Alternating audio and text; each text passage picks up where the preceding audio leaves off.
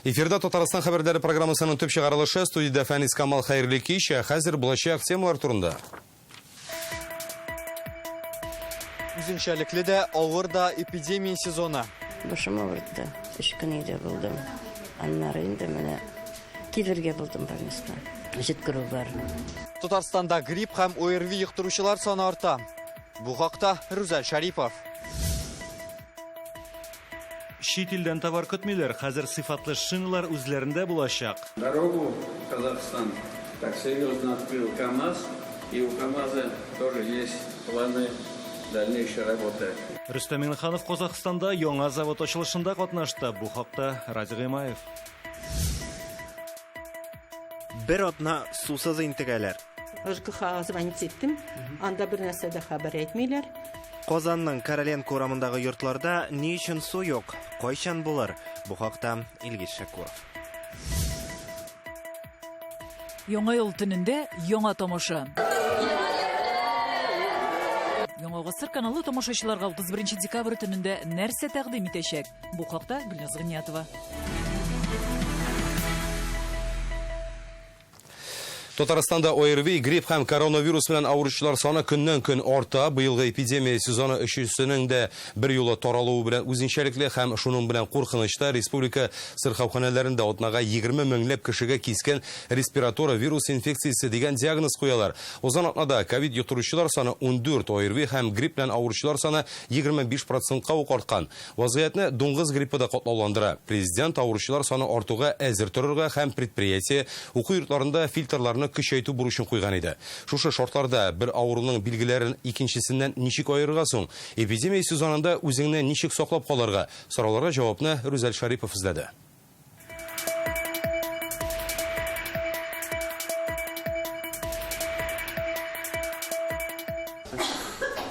Бу Казанның 7-нче сырхауханәсе. ОРВИ билгеләре белән килгәннәрдән шундый зур чират җыелган. Гөлсинә Рәхмәтуллинаның температурасы булмаса да, йөткерә, башы авырта. 3 көн өйдә булдым. Аннары инде менә килергә булдым больницага. Җиткерү бар. Күренеп кайтырга кирәк. Дальше больше теге азып китмәсен дип инде. Исәнмесез? Нинди симптомлар бар сезнең? Кашель, температура. Мондый авыру билгеләре белән мөрәҗәгать итүчеләр саны узган атнада 3 тапкырга диярлек арткан. Моны белгечләр эпидемия сезонының иң кызган чагы дип аңлата. Температура 38-39. Температура 38-39 градус тирәсендә. Үземне начар хис итәм, башта әйләнә. Ноябрьдә коронавирус белән авырган идем. Дәваланып беткәч кабат чирләп киттем. Күрәсең, организм ныгырга өлгермәгән. В течение недели наблюдался кашель, потом поднялась температура. Соңгы 2 атнада мөрәҗәгать итүчеләр табибка артты. Тамаклары авырта, температуралары югары. Пациентларга без экспресс-тест ясыйбыз. Яңа коронавируска. Быел гриппның кеше сәламәтлегенә аеруча зыян сала торган төре килде ди эпидемиологлар. Бу H1N1 вирусы, гади итеп әйткәндә, дуңгыз гриппы. Мондый диагноз куелган кешеләрне хәзер республиканың йогышлы авырулар клиникасында дәвалыйлар. Бу балалар бүлеге. Родители во вторник все заболели, а мы вот в пятницу заболели. 2 яшьлек Александрның һәм әнисенең температурасы 39-га күтәрелгән. Берни белән дә төшерә алмаганнар. Монда грипп диагнозы куялар. Без икебез бергә авырый башладык, температура поднялась, минем баш авыртты, голос сел, нос заложен был. Сама-то как-то переживаю, но ребенку очень страшно, потому что он не ест, не пьет. Республикада атнага 20 меңләп кешегә ОРВИ диагнозы куела. Тәүлегенә шуның 100 очрагы грипп буларак теркәлә. Бу саннар әле артачак дип белгечләр. Быелгы эпидемия сезонының төп үзенчәлеге төрле вирусларның бер юлы таралуында ди Роспотребнадзор белгечләре. Грипп, ОРВИ, ковид өстәвенә барысының да билгеләре дә охшаш. Хәзер дуңгыз гриппы иң еш теркәлә торган авырулардан санала. Ул гадәттә балалар, 60 яшьтән өлкәнрәкләр һәм хроник авырулары булганнар да ачыклана. Аның билгеләре аерылып тора. Гриппның бар үзенчәлекле билгеләр, бик каты бу интоксикация билгеләре, бик югары температура күтәрелә, әйттем инде баш авырта башлый, күзләр авырта башлый. Менә бу билгеләр күбрәк гриппка охшаш, башка ОРВИ булганда менә бу интоксикация билгеләре шундый көчле булмый инде. Хәзерге эпидемия сезонында таралган авыруларның билгеләре охшаш булса да, дәвалау усуллары төрле. Шуңа күрә иң элек табибларга мөрәҗәгать итәргә кирәк. Шулай ук белгечләр битлек кияргә, социаль дистанция саклап, кеше күп булган урыннарга йөрмәскә киңәш итә. Рүзәл Шарипов, Алмаз Зиятдинов, Яңа Гасыр каналы. Өстәвенә һава торышы да үзгәреп тора. Иртәгә республикада урыны белән көчле җил чыгачак, тизлеге секундына 18 метрга җитәргә мөмкин. Атнаның икенче яртысында яңадан кар явачак, буран булу ихтимал. Казанның Короленко урамындагы йортларда 6нчы көн су юк. Монда яшәүче 1000гә якын кеше иркенләп чәй дә эчә алмый, юынмыйлар да. Суның кайнары да, салкынын да юк диләр. Ярдәм сорап безнең редакциягә шалтыраттылар. Суның бетәчәге турында халыкка алдан беркем дә хәбәр итмәгән. Кайчан булачагын да төгәл әйтүче юк. Кыенлыклар, турбалар шартлау сәбәпле килеп чыккан. Аларны инде бер атнага якын түзәтә алмыйлар икән.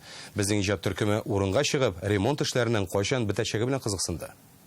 Объявление бер нәрсә дә булмады.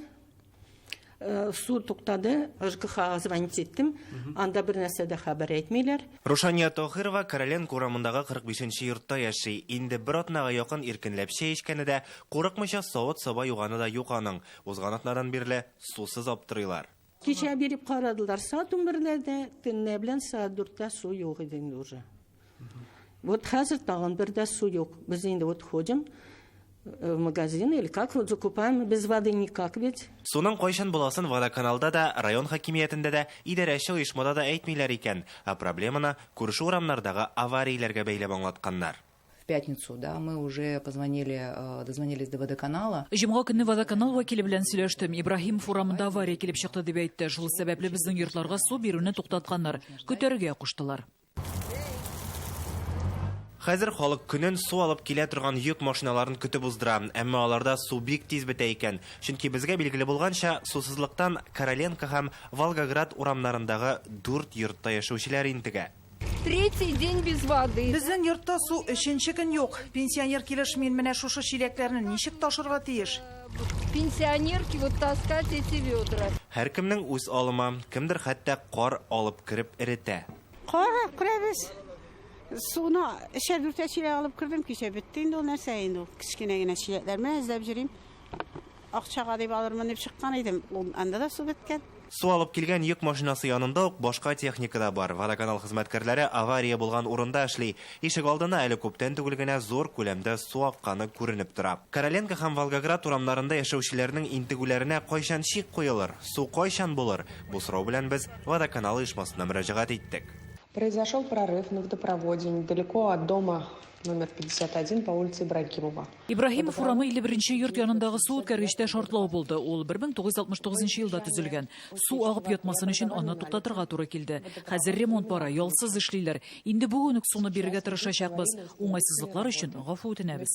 Безусловно, приносим свои извинения за предоставленные неудобства. Тик Короленко урамында яшәүчеләрне бу җавап канәгатьләндерерме? Алар сусыз торып арый башладык диләр. Мондый хәлләр әлеге йортларда җәен дә, көзен дә булган инде.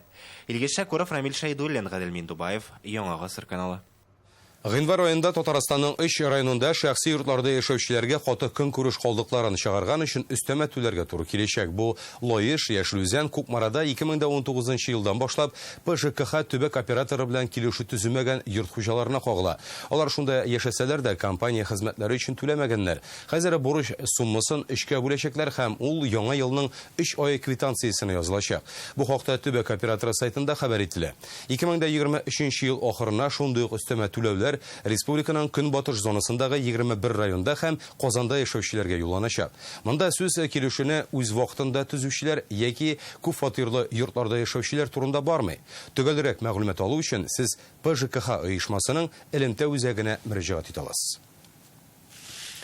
Реальное время интернет-газетасы уздырган сораштыру катнашучыларның 80% ишек алларында кар көрелмәгән дип җавап биргән. Шул рәвешле алар башкала мэриясенең 90% йорт аллары җыештырылган дигән хисабын кире кага. Безне елдан-ел хезмәттәшлекнең ныгуы сөендерә, бүгенге вакыйга җитди максатларны тормышка ашырубызга тагын бер дәлил. Бүген Татарстан президенты Казахстанда яңа завод ачылышында шулай дип белдерде. Бирдә машина шиналарын җитештерү җайга салынган, киләчәктә башка төр резина эшләмәләр ясарга, шул исәптән аларны авыл хуҗалыгы техникасы өчен кулланырга планлаштыралар. Багланышларны арттыру юллары хакында ике республика президенты аерым очрашып та сөйләште. Казахстан белән элемтәләр хакында Радик Гыймаев. Поздравляю всех с общей трудовой победой! Әйтерсең, тобадан беренче кыймак төшә, әлегенә линиядан чыккан, шуңа да парланып торган тәүге шинаны кунакларга тәкъдим итәләр. Әлеге тантанада катнашу өчен Татарстан президенты һәм безнең делегация Төркиянең Бурсасыннан Казахстанның Караганда өлкәсенә килде. Автомобильләр өчен шиналар җитештерү заводы булган Kama Tires КЗ ул уртак проект. Татнефть җәмгыяте белән казахларның Аллур компаниясе булдырган аны. Дорогу в Казахстан так серьезно открыл КамАЗ, и у КамАЗа тоже есть планы дальнейшей работы. Характеристикам и качеству нашей продукции будет соответствовать лучшим мировым брендам, и эти шины нужны как и в Казахстане, так и за рубежом. Уверен, продолжим работать так же быстро, качественно и получим отличные результаты. Вместе мы сила. Элек республикага бу төр продукция чит илләрдән кертелгән линияны рекордлы вакыт içендә 1 елда 4 айда сафка бастырдылар. Автоматлаштырылган система, заманча ысул технологиялар, энергияны сакчыл куллану һәм экологиягә зыян күләменең аз булуы эш вакытында һәммәсе исәпкә алынган. Елына бердән 3 миллион шина җиңел машиналар өчен чыгарылачак, ярты миллионы йөк автомобильләренә дип. Татарстан белән тормышка ашырылган уртак проект 1125 эш урыны булдыру мөмкинлеген бирә дип хисап тоттылар ачылыш тантанасында. Нәтиҗәдә Евразия икътисади берлегенә кергән илләр күмәкләшүгә дә йогынтысы зур булачак әлеге эшчәнлекнең. Булар хакында ике президент аерым очрашып та сөйләште. Касым-Жомарт Токаевка Рөстәм Миңнеханов рәхмәтен белдерде. Әлеге элемтәләр Россия белән Казахстан арасындагы мөнәсәбәтләрне ныгыта дип ассызыклый ул. Соннарга килсәк, соңгы 9 айда товар әйләнеше 5,8% арткан, инвестициялар да үсеште. Касым-Жомарт Токаев Татарстан белән элемтәләрне җәелдерү тукталмас дип ышандыра, уртак проектларга ул шәхсән теләктәшлек күрсәтәчәк. Радик Гыймаев, Яңа гасыр каналы, Казахстан. Идел буе округының закон чыгаручылары мәдәният илкүләм проектын 2030 елга кадәр озайту яклы. Бу хакта алар бүген Йошкар-Олада узган берлек утырышында сөйләште. Ул вәкаләтле вәкил Игорь Комаров җитәкчелегендә үтте. Татарстаннан Дәүләт Советы рәисе Фәрит Мөхәммәтшин катнаша. Игорь Комаров аңа Александр Невский орденын тапшыра. Бу хактагы указга Владимир Путин ноябрь аенда кул куйган иде. Мондый зур бүләк Фәрит Мөхәммәтшингә дәүләтчелекне ныгытуга, парламентаризм үсешенә зур өлеш кертү өчен бирелә. Киңәшмәдә шулай күләм проектлар үтәлеше буенча узып баручы елга нәтиҗәләр дә ясадылар. Киләсе елга план билгеләделәр. Быел Татарстанда 5 мәдәният үзәге, китапханәләр ачыла, театр һәм музейлар төзекләндерелә. Моңа 1 миллиард сумнан артык акча да бүлеп бирелгән. Бу проектлар яшьләрне тәрбияләүгә дә зур өлеш кертә. Владимир Владимирович Путин әле менә 3нче көн генә мәктәпләрдәге, вузлардагы программаны тагын бер кат карарга дигән тәкъдим кертте. Патриотик тәрбия бирү мәсьәләсе. Үзенең туган җирендә, туган яши торган илендә ниндидер яңа формалар табып, яшьләребезне менә шулай итеп берләштереп, тәрбия биреп, шулай итеп аларны олы юлга чыгарып җибәрергә дигән ният белән. Бүген Татарстанның IT шәһәре Иннополис җитәкчелеге 2022 елга нәтиҗә ясап, киләчәккә планнары белән уртаклашты. Цифрлаштыру елында аларда үсеш бар, икътисадка чит илләр керткән чикләүләргә карамастан, Иннополиста халык саны арткан, резидентлар күбәя, IT компанияләрнең табышы зуррак, салым һәм инвестицияләр күләмендә дә зур үзгәрешләр сизелә.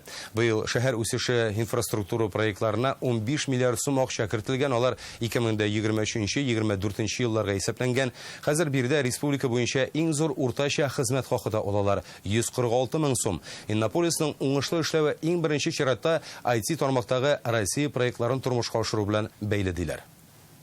Геосәяси үзгәрешләргә карамастан, Иннополис махсус икътисади зонага быел 66 яңа ширкәт килде. Бу 66 ширкәттә 5 меңнән артык эш урыны булачак һәм 14 миллиард сум инвестиция булачак. Өстәмә, без индустриаль резидентлар өчен ел ахырына хәтле 2 яңа бина төзелешен тәмамлыйбыз. Бу биналарда 10ннан артык инновацион җитештерү, күзәтеләчәк. Киләсе елга да Иннополис җитәкчелегенең планы зурдан үзгәрешләр, шәһәр инфраструктурасы, университет, махсус икътисади зонага кагыла. Анда роботлаштырылган кунакхана, югары технологияле технопарк, яңа җитештерү мәйданчыклары ачарга җыйналар. Иннополис университеты алдынгы инженер мәктәпләре ачу өчен федераль конкурста җиңгән. Анда IT белгечләрне укытачаклар. Шулай ук шәһәрдә Лаеш сәнәгать инновацияле паркы кулланылышка тапшырылачак. Бирдә ICL компаниясенең төп резиденты урнашыр дип уйлыйлар. Анда компьютерларга басма платалар җитештерү белән шөгыльләнәчәкләр. Россия базарының якынча 10%-ын тәэмин итәргә җыйналар. Бу электрон сәнәгатьтә импортны алмаштыруда зур адым дип бәяләнә. Важно понимать, что средний срок службы платы. Шуны аңларга кирәк, әлеге басма платаларның куллану вакыты бар, ул 5-6 елдан артмый. Бу иң күпе булырга мөмкин. Димәк, шул вакыт үткән сайын без яңа эшләнмә чыгарырга тиеш. Ягъни көндәлек товар кебек үк. Аны һаман сайын яңасын алырга кирәк. Цифрлаштыру елы безнең республикага күп нәрсә бирде. Мондый фикер бүген Казанда ачылган Бөтен Россия IT форумында яңгырады. Ул Казанның Бәшир Рәмиев исемендәге IT паркында бара. Чара бу тармак өчен яңа кадрлар әзерләүгә багышлана. Казанның мәгълүмати технологияләр һәм элемтә техникумына 90 ел тулуында билгеләп үтәләр.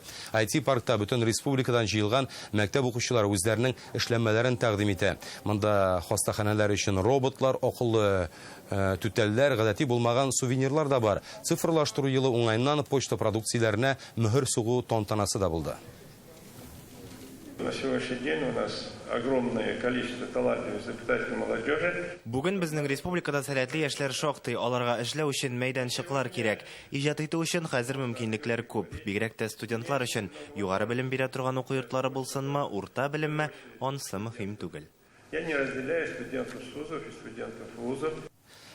Бу чарада барлыгы 550-дән артык кеше катнашты. Дәүләт эшлеклеләре, укытучылар, IT оешма вәкилләре һәм башкалар. Форум кысаларында пленар утырыш һәм 3 юнәлеш буенча секцияләр дә эшләде. Мәгъриб системасындагы IT үзгәрешләр, цифра аша тәрбияләү һәм һөнәр сайлау. Конечно, сегодня знакомы с программой научно-технологического развития Российской Федерации. Россиянең фәнни һәм техник яктан үсешен цифрадан башка күз алдына да китереп булмый. Без яңалыкларга әзер булырга тиеш. Бу юнәлеш Татарстанда да игътибар үзәгендә. Цифра өлкәсе өчен кадрлар әзерләү әһәмиятле мәсьәлә. Научно-технологического развития, которое принимается в Республике Татарстан, она также насыщена. Бүген Казанда Халыкара Россия Ислам хезмәттәшлеге оешмасының яшьләр кампусы башланды. Форумда 21 илдән 100 кеше катнаша. Алар Төркия, Үзбәкстан, Мисыр, Пакистан һәм башка ислам дәүләтләреннән җыелган. Барысы да халыкара яшьләр оешмаларының җитәкчеләре. Кампус вакытында яшь белгечләр үзара аралашып, дипломатиянең иң яхшы үрнәкләре белән уртаклашачак. Үз проектларын да тәкъдим итәчәк. 1400-дән артык гариза килде бу форумга. 75 илдән менә иң-иңнәре инде бүген Казанда һәм матур иттереп без алабызса башлап җибәрәбез бүген шул кампусны.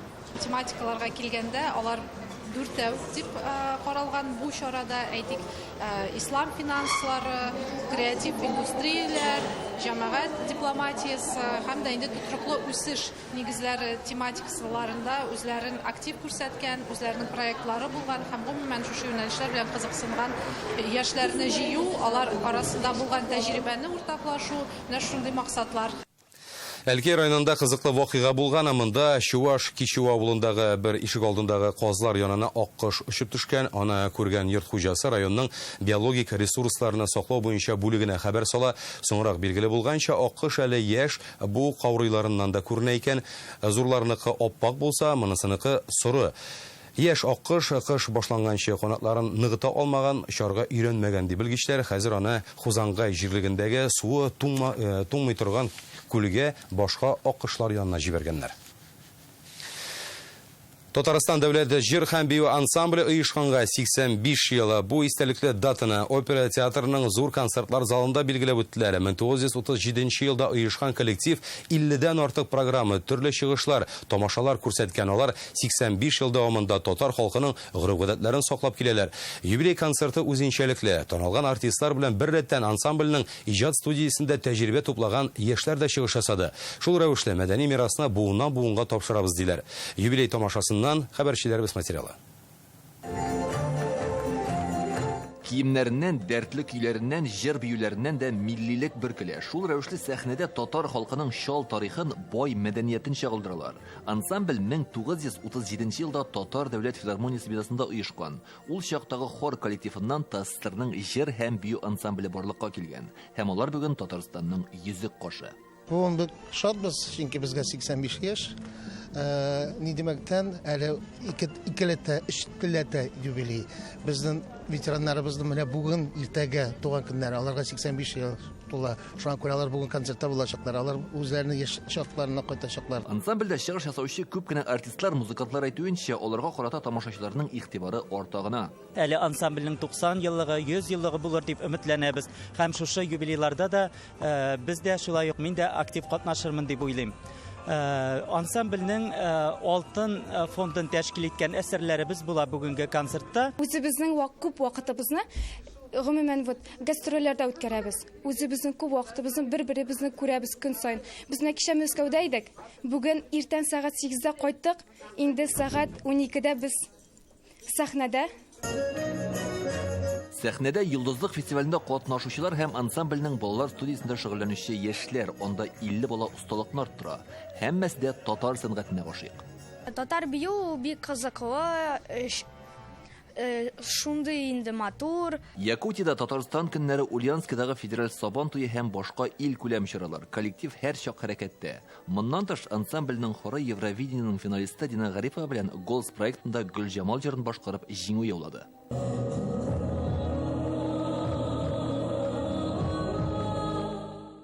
Юбилей концертының иң дулкынландыргыч мизгелләре бу. Сәхнәдә ватанпәрвәрлек хисләре белән сугарылган халкым җыры яңгырый. 85 еллык юбилейн билгеләп үтүче коллективны аяк үрә басып алкышлыйлар. Илдар Сафиуллин, Игорь Романов, Яңа гасыр каналы. Яңа гасыр каналында тамашачылар өчен яңа ел кичәсен төшерделәр. Эфирда ул 31 декабрь төнендә күрсәтеләчәк. Ул кичтә тамашачыларны эстрада йолдызлары һәм юмор осталары катнашында әлбәттә бәйрәм концерты көтә. Аны әзерләү һәм төшерү барышын хәбәрчеләребез дә күзәтте. Киләсе 2023 елда ТНВ һәм ТНВ Планета каналларының иң беренче тамашасы турында безнең репортаж.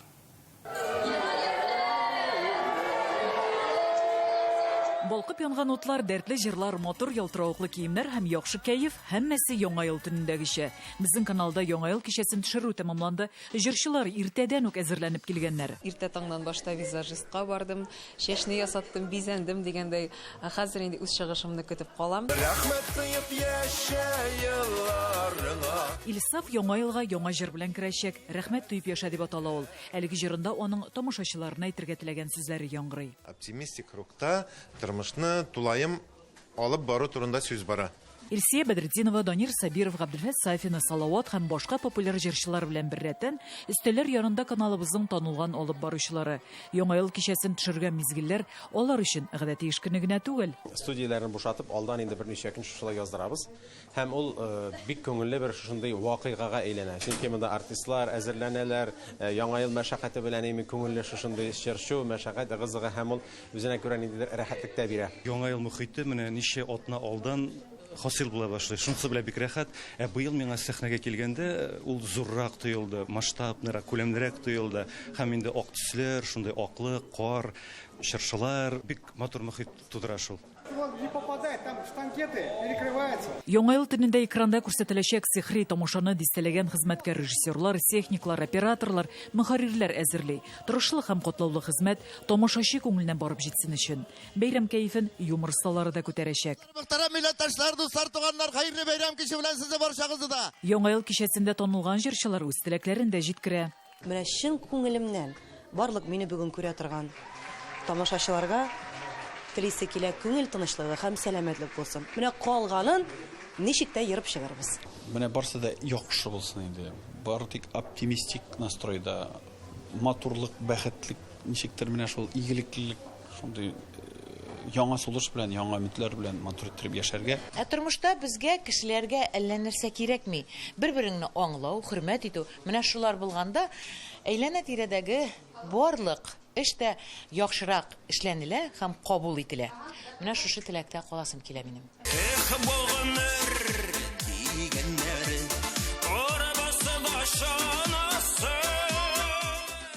Камера моторы төшерү 2 көн дәвам итте. Телешоуның тулы версиясын 31 декабрь төнге 12-не суккач карарга чакырып калабыз. Гөлназ Гыниятова, Рәмзил Гарипов, Яңа гасыр каналы. Әлеге саатка менә шундый хәбәрләр иде. Сәламәт булыгыз.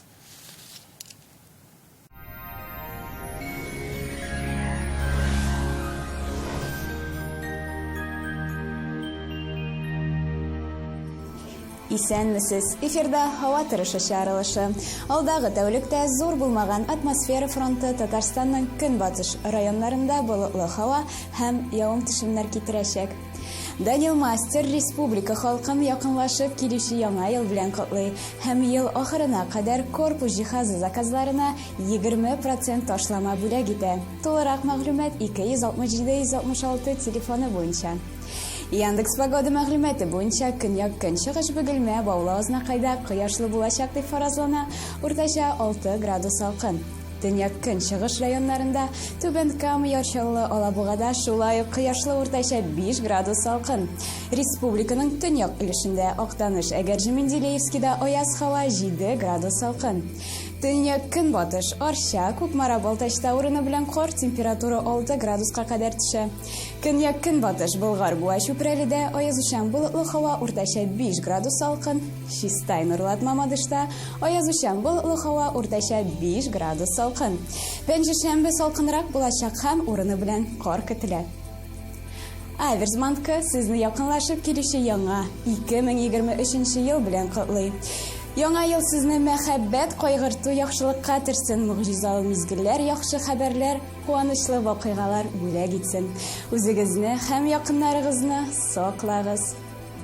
Новый год – это время исполнения желаний. Дедушка Мороз, подари мне на Новый год настоящего друга. Каждому в Новый год нужно верить в чудо, и оно непременно произойдет.